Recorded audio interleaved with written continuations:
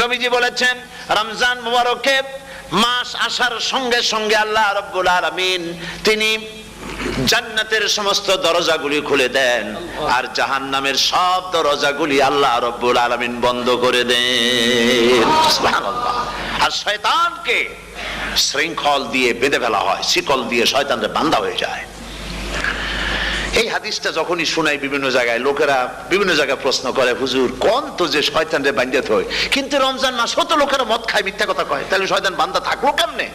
এর ব্যাখ্যা হলো এই, কোন কোন ঘড়ি আছে একবার চাবি দিলে 6 মাস চলে, আর একবার চাবি দিলে 2 বছর চলে, আবার চাবি দিলে লাইফ চলে যায়। কোন মানুষে শয়তানে এমন চাবি দিছে যে চাবিতে 6 মাস চলে, কোনটায় 10 মাস চলে, কোনটায় বছর চলে। রোজার মাসেও যারা গুনাহ করে শয়তানে এমন চাবি দিছে যে রোজার মাসেও বন্ধ হচ্ছে না। এরা শয়তানের খপ্পরে পড়ে গেছে। আল্লাহ এই চাবি থেকে মুসলমানদেরকে হেফাজত করুন বলি আমিন।